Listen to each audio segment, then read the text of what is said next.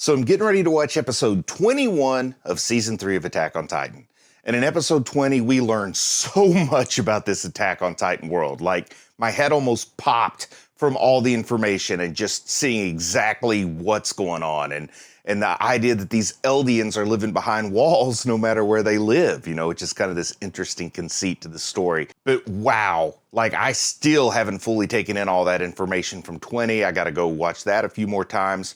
But I want more information. Like, too much is never enough. So I'm ready to just go ahead and jump into 21 and see what else I learn about this Attack on Titan world. So let's get to it. And it looks like we're just jumping straight in to kind of where we left off with the Titans outside of, being dropped off on the island of Paradise and the soldiers that had put him out there. And it looks like this guy, the owl, who transformed into a Titan to show Grisha kind of how it works. He cut his hand. Well, he just crushed one of the soldiers. And Grisha's just looking on. Oh, he's going to talk about the sea? Okay. So this is like in the diary or something to communicate from Grisha to Eren. Because, of course, Eren doesn't know what the sea is other than what he learned from Armin's grandpa's book or whatever. Wow. So pretty poignant there at that cold opening. Now we're going into the OP. But this is just a good time to remind you, if you don't know, that I do have a Patreon now. And if you're watching this episode on Patreon, you rock. Awesome. But if you think you might be interested in the Patreon, there is a link down in the show notes. I guess I should say video description, not show notes. That's podcasting. Attack Titan is the name of this episode. That's kind of like the name of the show, I've understood there's a little mistranslation in Attack on Titan. It's more like Titan of Attack or Attack Titan. So I'm guessing this is going to be a pretty darn significant episode. Here, Grisha's getting cut loose by the owl, Kruger.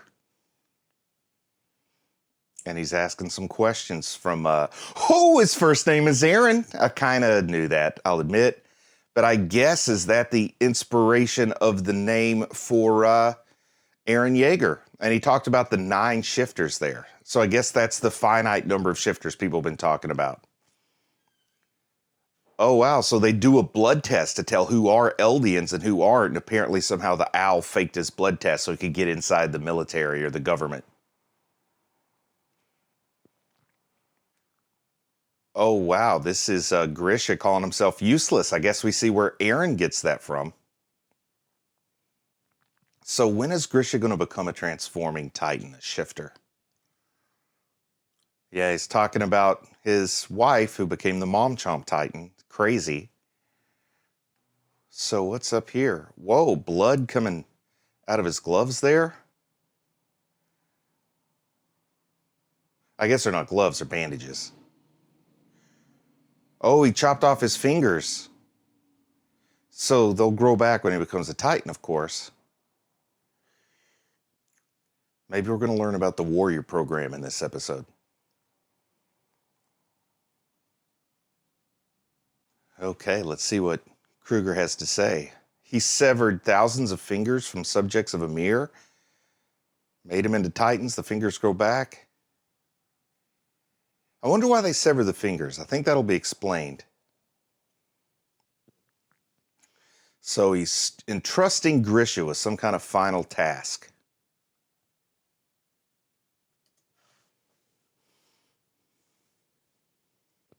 Oh, wow. So he's explaining that, like, rather than come out in the open, he really needed Grisha to suffer so that Grisha would be sort of indoctrinated enough to the cause. Oh, man, talking about that hate in his eyes. Again, we see where Eren gets this hate. Seems to come honestly from Grisha. Oh, and the owl is at least second generation in this sort of restoration effort going on in Marley. Oh, wow, his parents were burned alive? Wow. They're really showing like how this militant attitude gets formed by the kind of cruelty of the ruling class there against the Eldians. You get really blame them.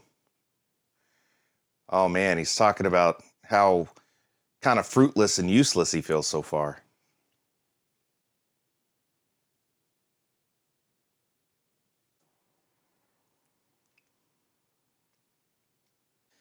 Okay, so we're getting the mission, which I think you've probably kind of figured out if you're watching along, but at this point, it's to get back the power of the Founding Titan.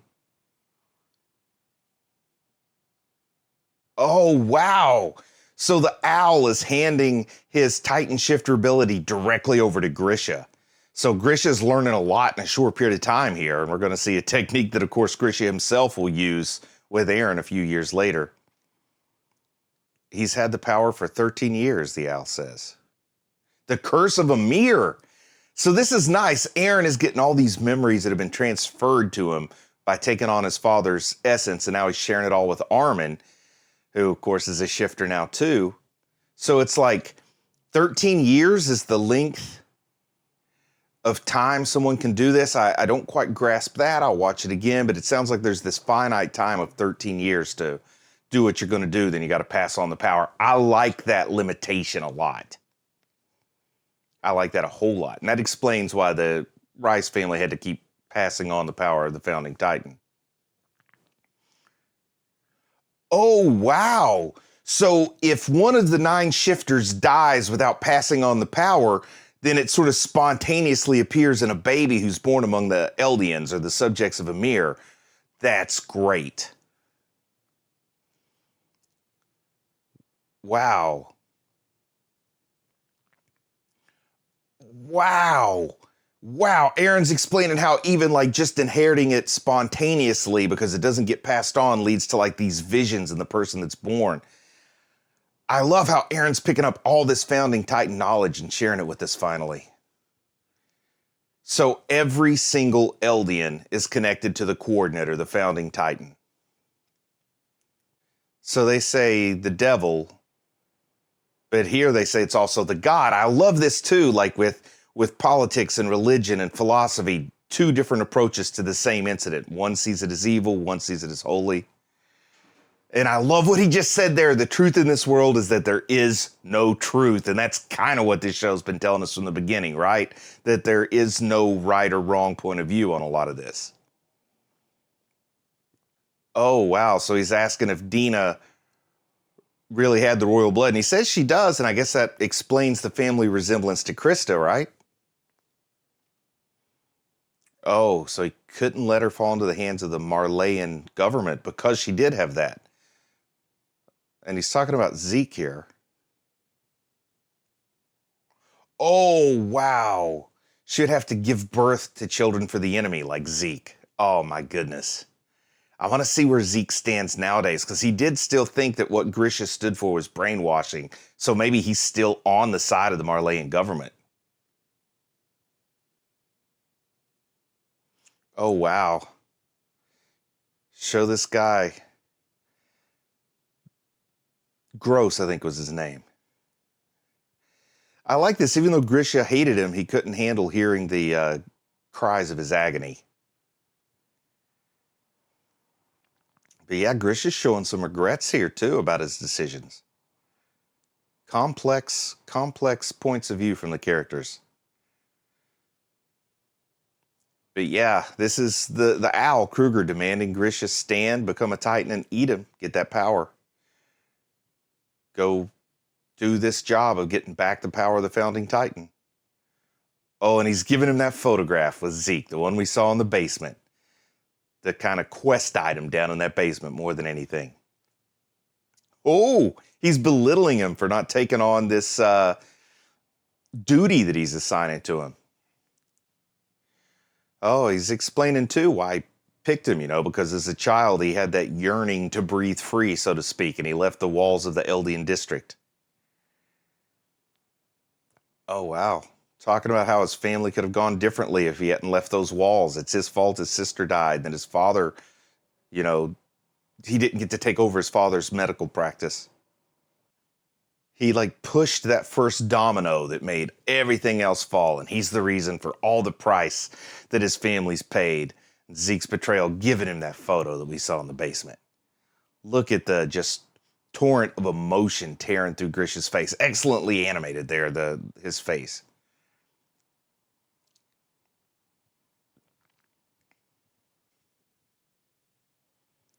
Oh, he's got the names of the Titans. Wow. So how did he figure out the Rice family secret, I wonder? There he is outside the walls of Shiganshina being discovered by Shadis. The Attack Titan, that's the name of the series. You know, that's the founding Titan, the Attack Titan, I guess. The core Titan, the one Eren has now. We had a nice info card about the 9 Titans. I'll have to pour over that when I got time. There's Hanji with her early incarnation of an eye patch. I hope it gets a little more traditional looking with time. It looks like that eye is gone for good, like I speculated. Unless she becomes a Titan.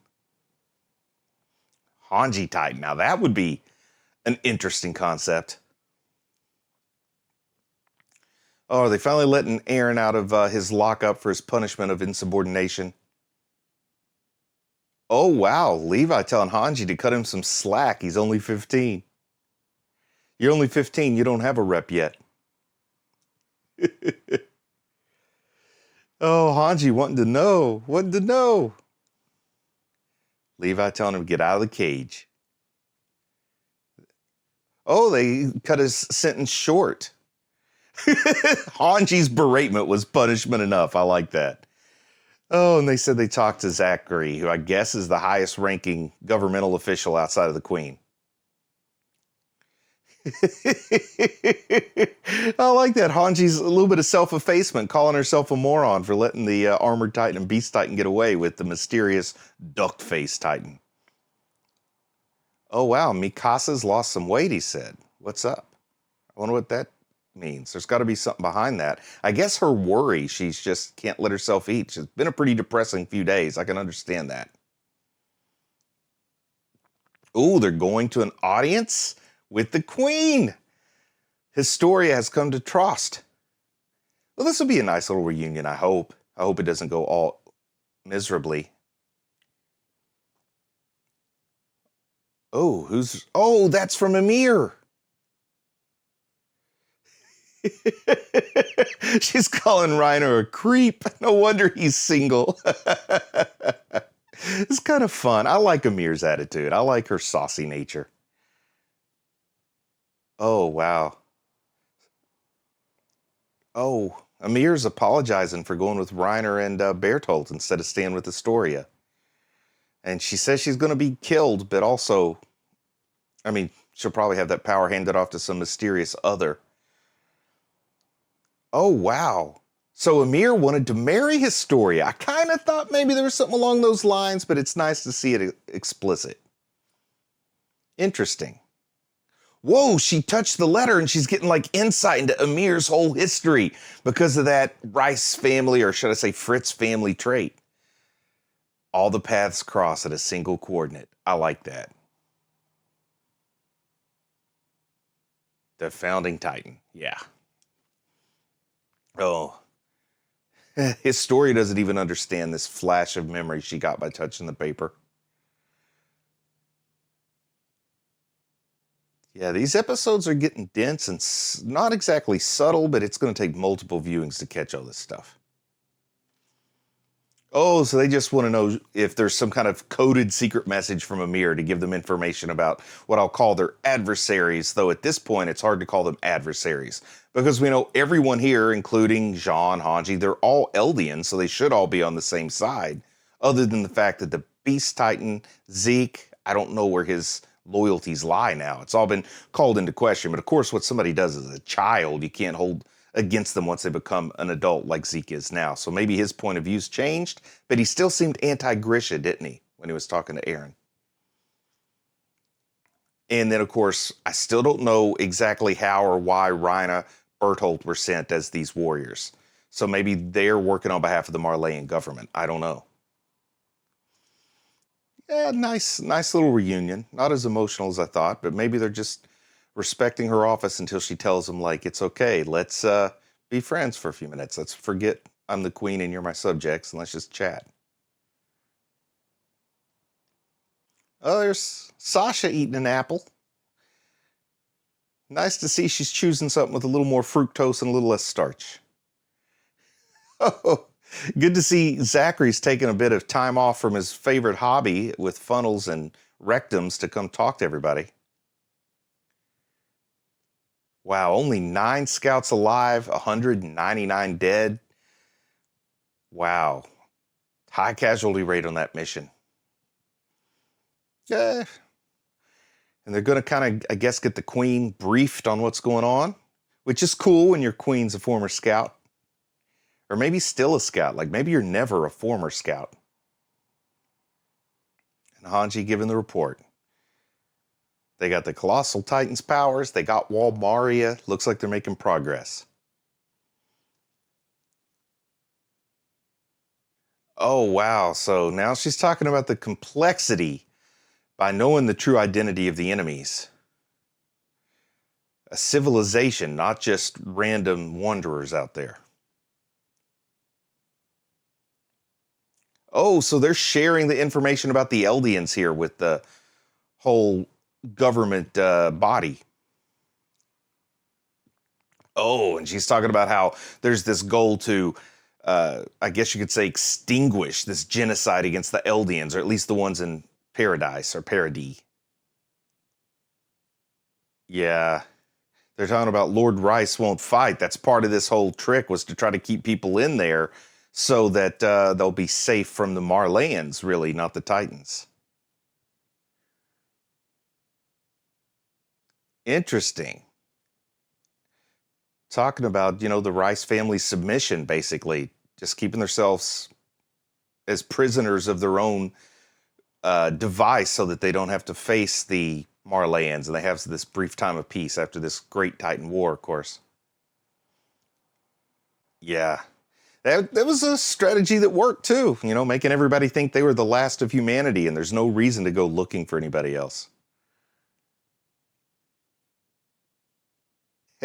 So yeah, Grisha given his mission, and he, you know, accomplished it to a degree. It's still in process with Eren. That also explains, I guess, why Grisha chose that time to pass the power on to Eren, is that whole 13-year time limit, right? So, are they going to talk again about? Oh yeah, she's talking about this kind of paradox that to use the power of the founding Titan, you have to have royal blood, but also if you have royal blood, you're going to renounce any war of independence, so to speak. So they got this problem; they can't fully unlock the power.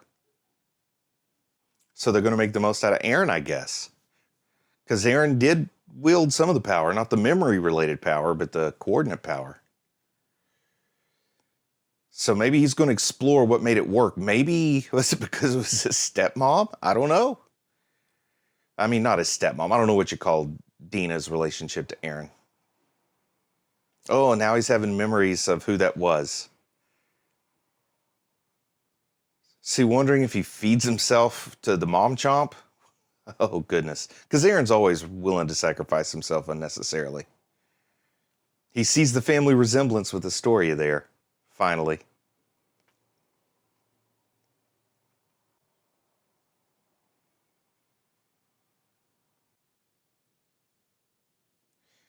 Oh, Hanji's picking up on something. She's talking about the 15-year-old phase. Yeah, 15-year-olds do randomly yell things. I will agree with that. Though not necessarily in a formal meeting like this.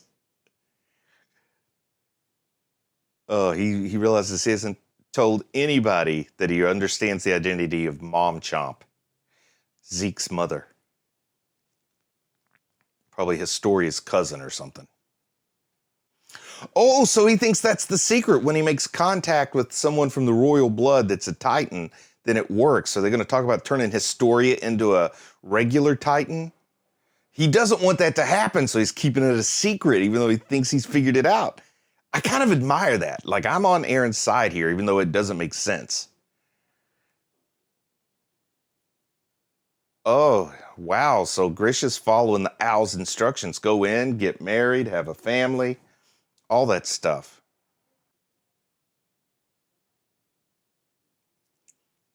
Oh, and here we are. We're going to get a full episode through the closer here. And telling him the importance of starting a family and trying to keep this cyclical history of unfortunate situation for the Eldians from repeating. What? How does he know about Mikasa and Armin? Or is this Eren putting his own thoughts into the memories? Or can the owl actually like kind of tell them, like, is this really cyclical? His memories are predicting the future. Like, he knows Mikasa and Armin. So like that through line, it's like the wheel of time. Time is a flat circle. He's remembering the future. Whoa, that blew my mind. And then I've heard there's more because we didn't see it to be continued yet. So I think there's more in the credits. So I'm going to kind of stay tuned and see what comes up. So the last episode 20 was like exposition central, tons of overload. Here, we still get even more exposition, but it's done in a little bit more subtle manner, a little bit more show not tell. And I'm still loving it, and I'm still intrigued, and I can't believe there's only one episode left in this season. But I'm getting a firmer and firmer grasp on all the things I was wrong about and all the things I was right about. But it looks like we're just going into a preview here, that there's not anything else in the credits beyond, what I already saw. Amazing, wonderful season so far. I'm proud of you for watching anime, and I'll talk to you again soon. I just want to say a big thank you to everybody who supports the channel on Patreon. It really means a lot to me. If you think you might be in a position to support the channel over on Patreon, a link to my Patreon is in the video description.